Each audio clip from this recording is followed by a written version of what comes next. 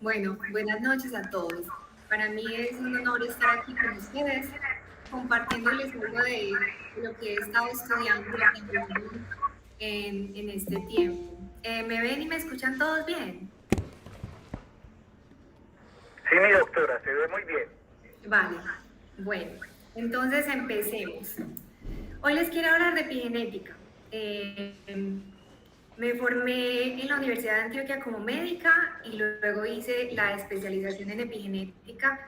Y bueno, aquí quiero contarles un poquito sobre qué es y cómo podemos nosotros transformar nuestra vida y, como dice el título, transformar la medicina del futuro mediante esta herramienta tan maravillosa.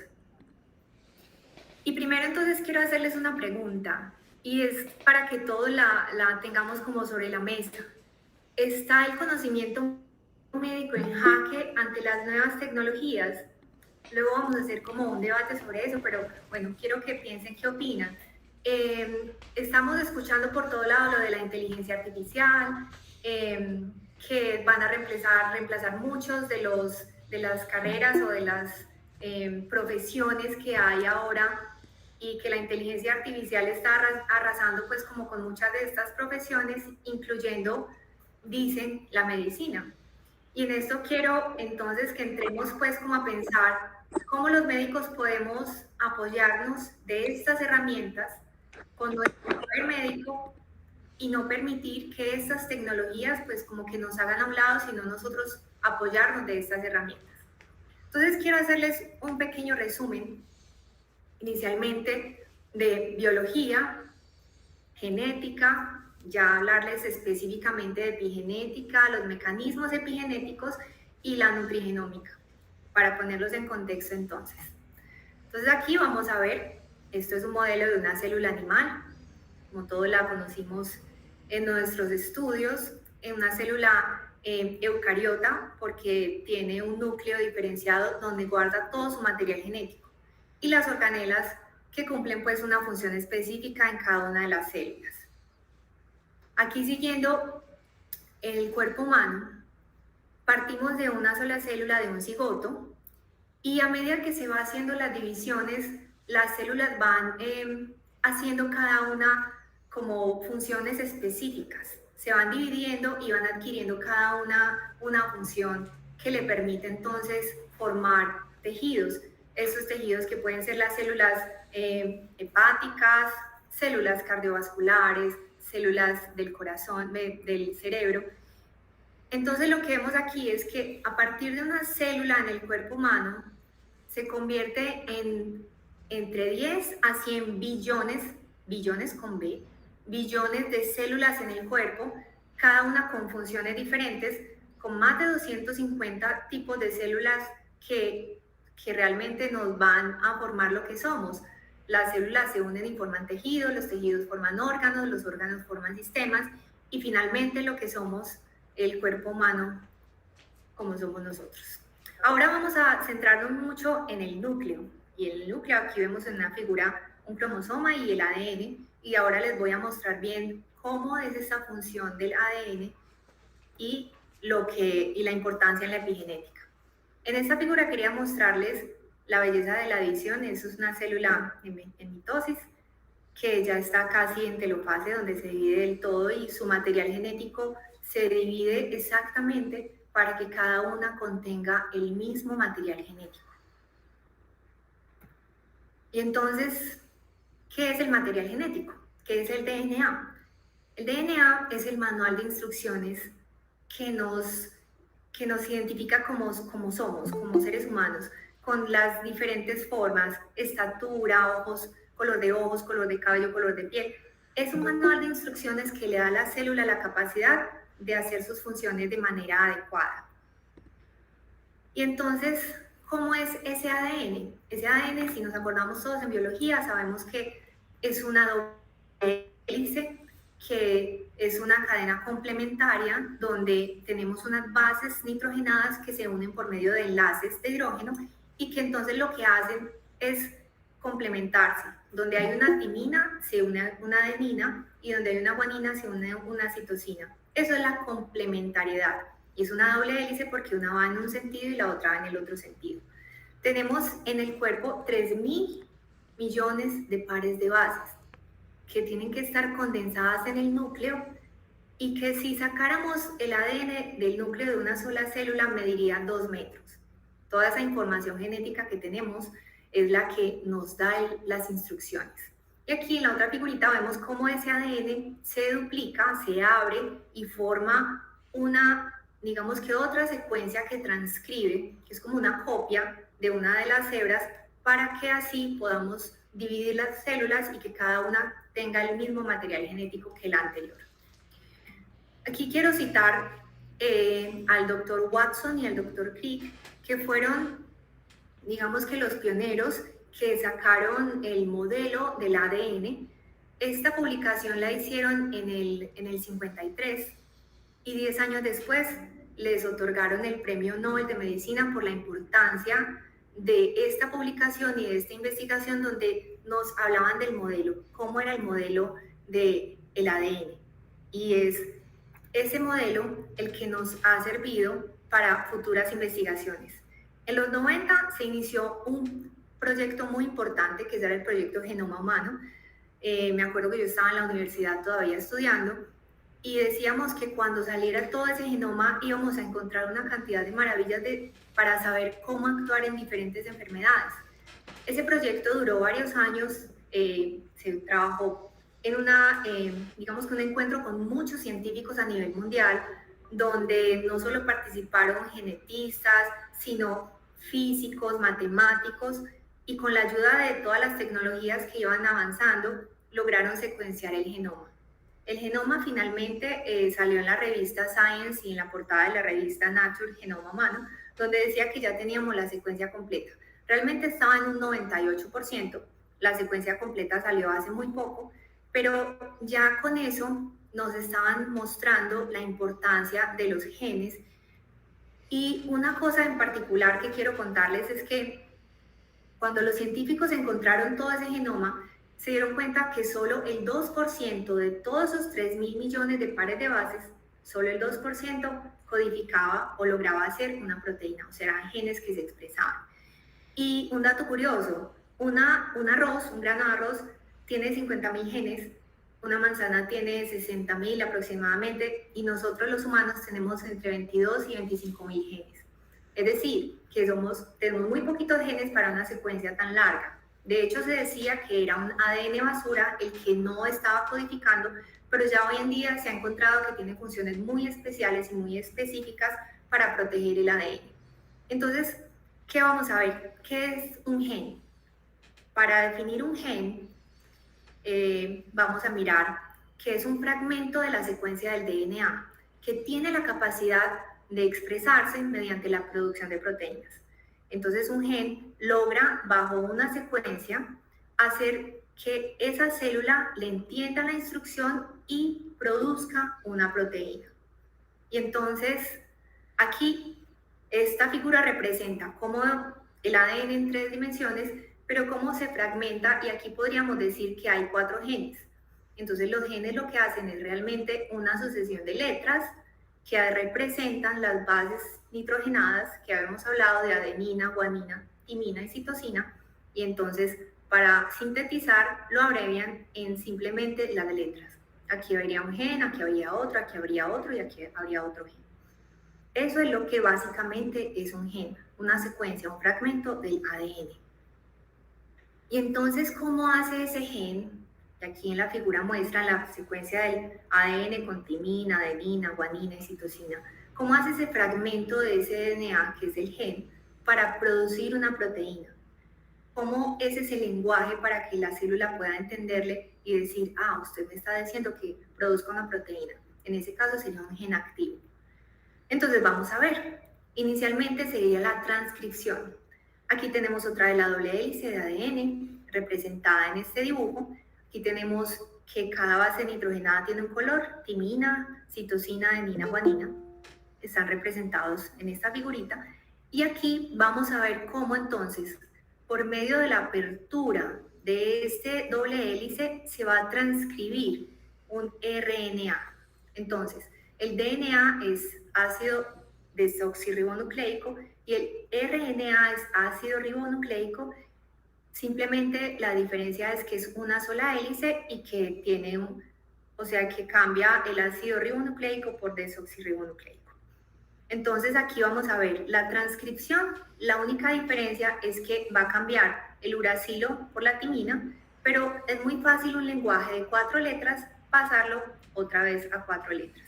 Entonces esta es la transcripción que la hace entonces el RNA mensajero, que luego migra al citoplasma. Estamos aquí en el núcleo, luego migra al citoplasma. Y esta figura es para que me entiendan entonces la siguiente traducción. El código genético son las instrucciones que definen las combinaciones de tripletas de nucleótidos que serán leídos por el ribosoma y los convierten en un tipo de proteína específica para el organismo. Entonces aquí ya vamos en la traducción. Ya habíamos hablado de la transcripción, que es sacar una fotocopia de una sola hélice y llevarla al citoplasma. Aquí ya en el citoplasma, el ribosoma, ¿qué hace?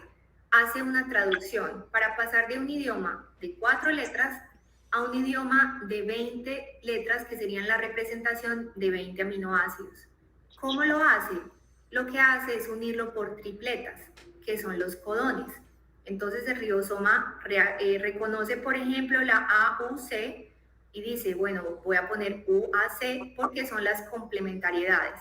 Y esa entonces significa que es metionina, eso es un aminoácido. Entonces, este ribosoma va haciendo que se traduzca de la línea del RNA, va haciendo por tripletas, va uniendo proteínas por medio de enlaces peptídicos. Va uniendo aminoácidos por medio de enlaces peptídicos y va llegando entonces a lo que es una proteína. Entonces la proteína es básicamente la unión de muchos aminoácidos dependiendo de su plegamiento y de su, digamos que cuántos aminoácidos hay, es su función. Mientras más largo puede ser una proteína más compleja. Para formar esto que sería entonces una proteína en 3D. Entonces, básicamente lo que hemos visto es que primero se hace la transcripción en el núcleo, se forma el RNA mensajero, va al citoplasma y hace la traducción del ribosoma para poder entonces pasar al lenguaje de la proteína. Y entonces la proteína se forma con estos 20 aminoácidos, que hay unos esenciales que solamente pueden ser ingeridos por la dieta porque el cuerpo no los produce. Entonces las proteínas básicamente son secuencias de aminoácidos con funciones vitales en el organismo, proteínas estructurales, hormonas de transporte, protectoras del DNA, tienen funciones vitales que, digamos que cada gen produce una proteína con una función específica. Ahora, esto es como a modo de resumen. Si esto es el ADN, que es la doble hélice, esta doble hélice se superenrolla porque el ADN no está en el núcleo así como un plato de espaguetis, no, él está envuelto como vestido por medio de unas proteínas que se llaman histonas. Aquí es una representación de las histonas en 3D y aquí la vemos en este dibujo como estas bolitas. Las histonas entonces son proteínas en las cuales el ADN se envuelve, da casi 2 vueltas, son 147 pares de bases que se envuelven y que se superenrollan. Estas superenrolladas también se enrollan en unas estructuras llamadas solenoides, o sea que son octámeros de histonas, son 8 histonas que se envuelven y luego se superenvuelven hasta que se compactan tanto que forman un cromosoma en estado metafásico. Esto es importante porque para que el gen pueda ser leído tiene que saber en qué momento se abre, en qué parte se abre y que pueda ser hecho y leído por la RNA polimerasa. Nosotros para leer pasamos los ojos. El ADN para que pueda ser leído tiene que pasar la RNA polimerasa leyendo la secuencia para identificar el gen. Entonces miren que no es pues como al azar que está envuelto el ADN en el núcleo, realmente tiene una forma muy específica de compactarse para formar una cromatina y saber en qué momento se relaja como una banda elástica que se abre o se cierra, así es el ADN en el núcleo. Y aquí pues nos está mostrando las mediciones de cómo entonces está el ADN súper enrollado para llegar a un cromosoma. Ahora, entonces ya viendo digamos que el resumen de biología corto y de genética, entonces, ¿qué es la epigenética? Y ya entramos en materia. Entonces, la epigenética es una rama de la biología que estudia los cambios en la actividad de los genes, que no están causados por cambios en la secuencia del ADN. Ahí entramos en algo muy importante. La secuencia es una secuencia que pasa genéticamente de una generación a otra. Pero la epigenética, epi significa más allá de o por encima de, lo que estudia es esos cambios en la expresión de los genes, de encendido o apagado, pero por factores ambientales o de estilo de vida, y que también pueden ser heredables a futuras generaciones. Yo les voy a hablar de dos mecanismos epigenéticos, hay varios, estos son los dos más estudiados y con los que más familiaridad hay en este momento, y son la metilación del DNA y la modificación de histonas. La metilación del DNA básicamente es añadir un grupo metilo, un CH3, que se pone sobre una citosina que precede a una guanina. Aquí vemos en la figura como un ADN sin metilar, esta es la doble hélice, una representación de la doble hélice, y aquí vemos ya un ADN metilado. Siempre el grupo metil se va a unir a una citosina. Entonces, este sería un ejemplo de un ADN metilado y ahora vamos a ver qué pasa. Y lo otro sería la modificación de histonas. Las histonas, como vimos, son las proteínas en las cuales se envuelve el ADN y que mientras más compacto está, es imposible ser leído. Es como un libro que está cerrado, pues es imposible leerlo. Entonces, esta modificación de histonas también es fundamental. Digamos que la relajación del enrollamiento y el cerrado es muy importante para poder que el gen pueda ser leído y sintetizar una proteína. Entonces vamos a ver el primer mecanismo, que es la metilación del DNA. El grupo metilo, el CH3, siempre se va a unir a una citosina precedida de una guanina. Entonces aquí vemos en el ejemplo cómo cuando ese metilo se une a la citosina, el gen deja de expresarse, el gen se silencia, es decir, que el gen está apagado y no tiene la capacidad de producir una proteína. Esto es muy importante en epigenética porque se ha notado que la edad cronológica, en estudios y en investigaciones se ha mostrado que la edad cronológica se puede medir por la cantidad de metilaciones que tiene el DNA. Entonces aquí nos muestran un ejemplo, que factores ambientales o factores pues, que aceleran la metilación pueden ser la obesidad, el fumar, el estrés. Estos factores ayudan a que estos metilos me silencien genes positivos o genes que me pueden ayudar a mantener una vida saludable. En cambio, los factores que retardan la metilación son una buena alimentación, hacer ejercicio y tener hasta pensamientos saludables. O sea, la epigenética se ha demostrado que hasta lo que pensamos y lo que sentimos afecta el genoma y la metilación del ADN. Ahora entonces, vamos a ver el otro mecanismo, ya vimos el de metilación.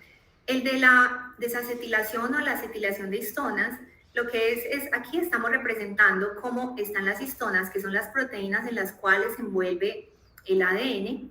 Estas proteínas están muy compactas y cuando necesitan ser leídas, ellas entonces por un proceso de acetilación se relajan y entonces el gen puede ser leído digamos que en la parte que está relajada. Entonces aquí, por ejemplo, está mostrando cómo sería una secuencia para poder leer un gen que sintetiza una proteína.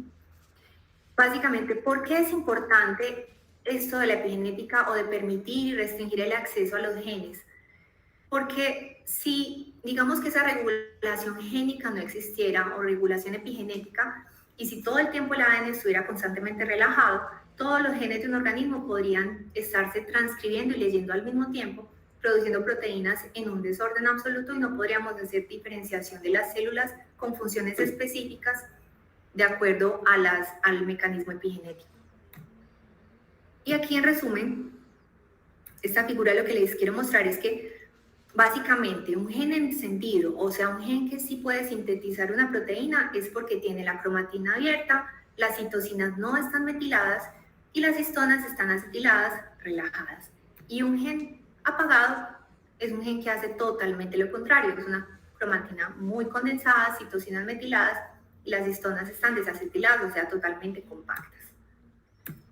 Bueno, entonces aquí mostramos los estilos de vida, cómo afectan mi genoma.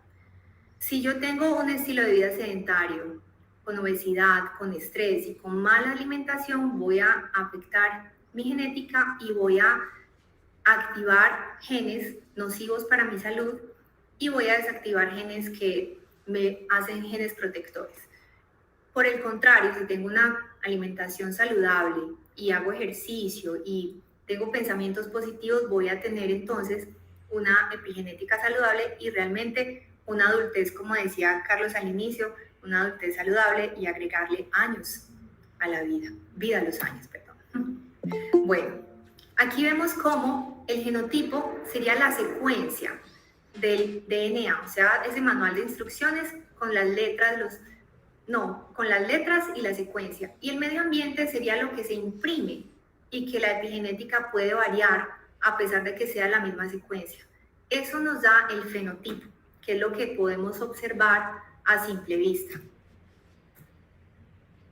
Y esta es una frase de Manuel Steller, que es un director del programa de epigenética y biología del cáncer en España, donde él dice: se decía que el DNA era el libro de la vida, pero le faltaban las comas, los puntos, es decir, la epigenética.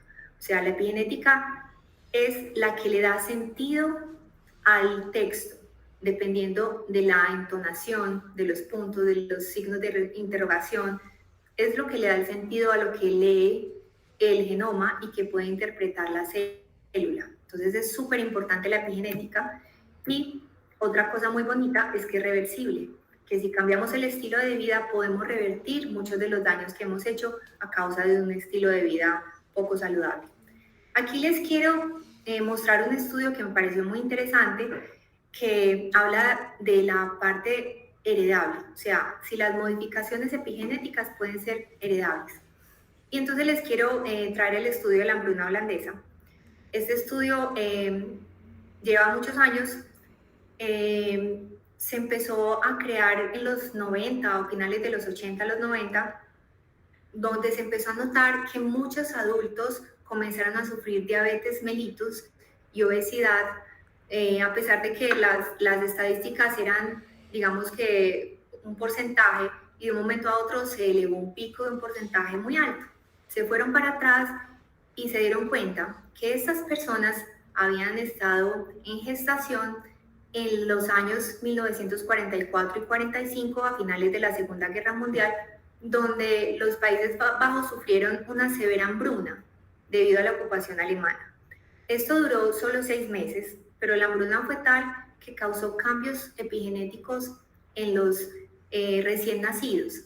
¿Por qué? Porque los genes que se activaron fueron genes ahorradores. Como tenían una restricción calórica tan inmensa, podían tener 300, 500 calorías día muy bajas, entonces esas madres sufrieron esa restricción y los genes de esos bebés se volvieron genes ahorradores de calorías, de grasa, y entonces se vio que esos adultos después a los 45, 50 años estaban sufriendo los efectos de esos cambios epigenéticos y entonces tenían más tendencia a problemas cardíacos, a problemas cardiovasculares y a obesidad y a diabetes mellitus.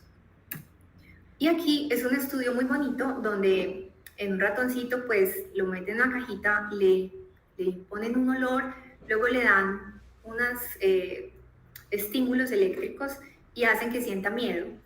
Y luego entonces ese ratón va a, digamos que los hijos de ese ratón los ponen otra vez en una cajita diferente y les imprimen solo el olor y ya con solo el olor ellos generan miedo.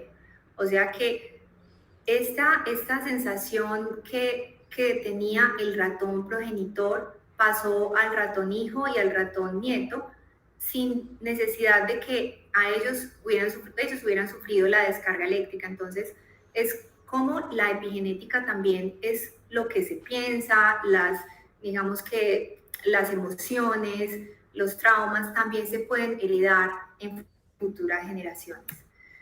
Este es un ejemplo muy importante sobre los cambios epigenéticos, cómo los gemelos idénticos que tienen la misma secuencia de ADN pueden llegar a un cambio tan drástico como en esta imagen, donde una de las gemelas ya tiene obesidad, problemas cardiovasculares, diabetes mellitus e hipertensión, debido a su estilo de vida, a pesar de tener el mismo genoma exacto. Entonces lo que nos muestra la epigenética es que nosotros tenemos el control de nuestra salud mediante los estilos de vida saludables y podemos incluso revertir estos cambios epigenéticos si tenemos un cambio del estilo de vida. Podemos hackear esos genes y volverlos otra vez saludables. Bueno, y aquí en la nutrigenómica es la unión de dos ciencias, la nutrición y la genética, y estudia entonces cómo la nutrición puede afectar el genoma y cómo se pueden activar e inactivar los genes dependiendo de los hábitos dietéticos. Esto es muy importante, porque entonces no solo los genes dependen no venimos determinados por los genes. Nosotros podemos activar genes saludables por medio de una buena dieta y unos estilos de vida saludables. Y la genómica nutricional entonces va en dos vías. Cuando hablamos de nutrigenética es cómo mis genes, digamos que reaccionan a determinados nutrientes, y la nutrigenómica es cómo los nutrientes activan o desactivan mis genes.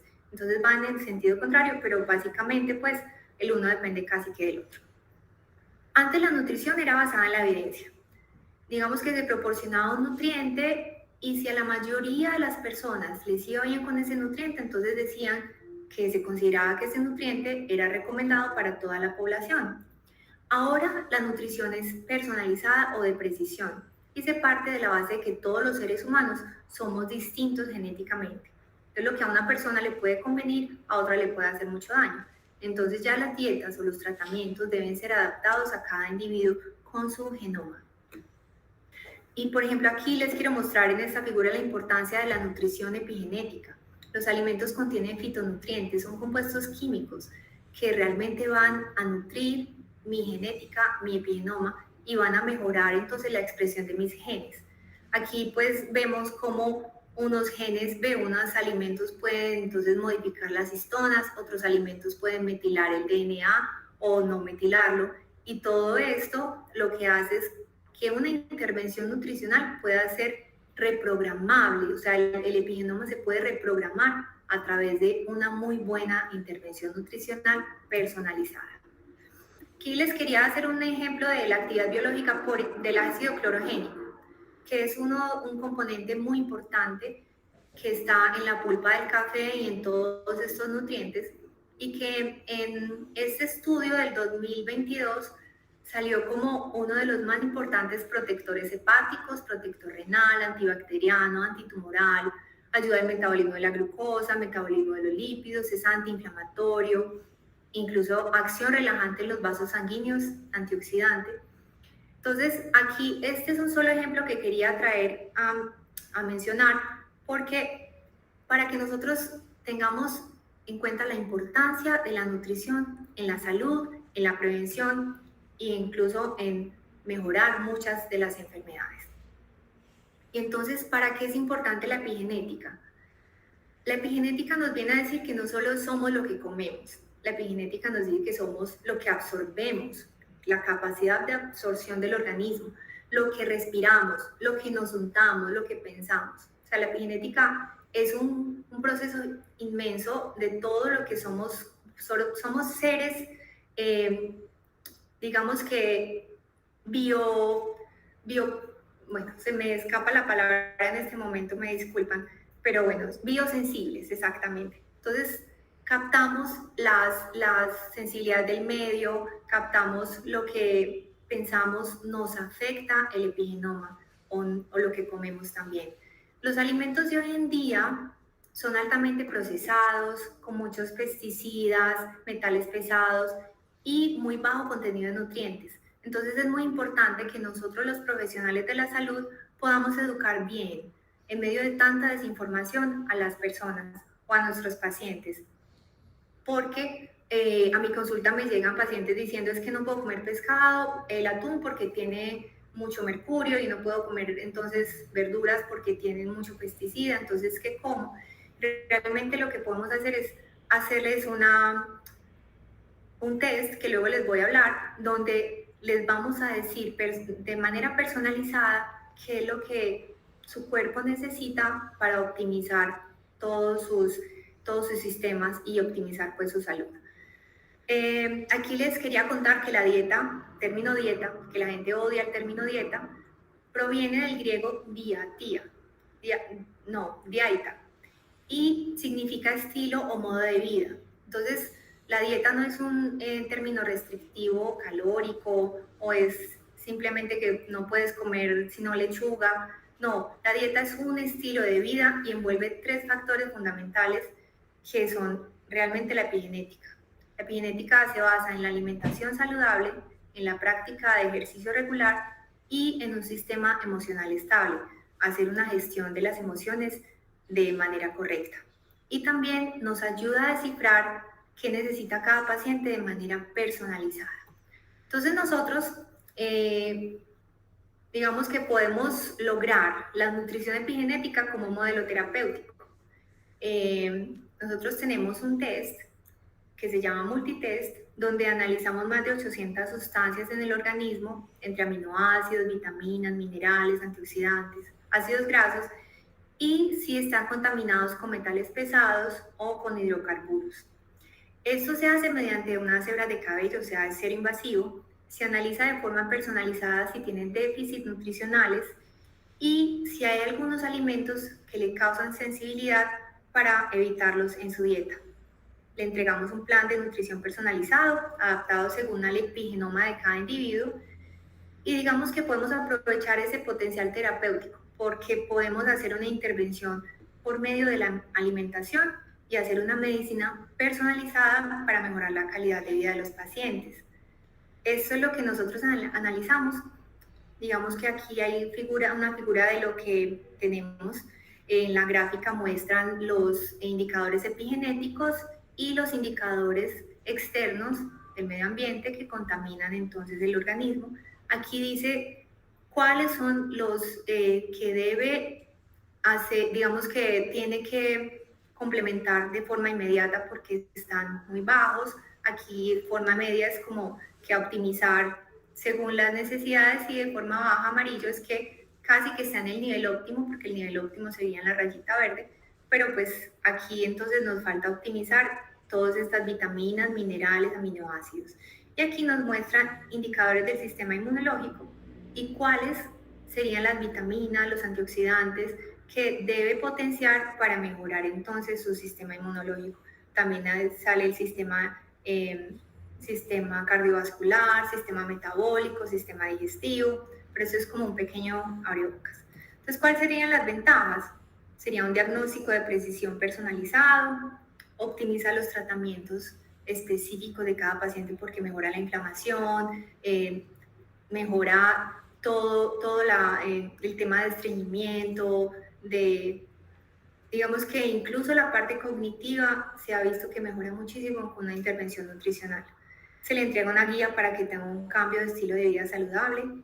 Es una medicina preventiva, personalizada, y realmente nos da una ventaja competitiva profesional porque tenemos básicamente lo que el paciente necesita cambiar a través de la nutrición. Entonces, la pregunta inicial era si realmente estamos preparados o si la inteligencia artificial y todos estos nuevos avances en la tecnología nos van a poner en jaque. Y pues yo realmente opino que las nuevas tecnologías nos están fortaleciendo y enriqueciendo el conocimiento médico y que permite avances significativos en áreas como la epigenética, que es muy nueva, pero siempre y cuando nosotros nos mantengamos actualizados y aprendamos a aprovechar estas herramientas. Pienso que el futuro de la medicina puede ser muy prometedor y lleno de posibilidades para mejorar la salud y el bienestar de las personas si sabemos aprovechar estas herramientas. Eso es todo. Esa es nuestra marca Multitest y pues muchísimas gracias. Si tienen alguna pregunta. A ver, yo me devuelvo, aquí están las preguntas. Bueno, a la doctora Erika, qué cosa tan maravillosa esta actualización, este repaso que nos hizo de los conocimientos de genética.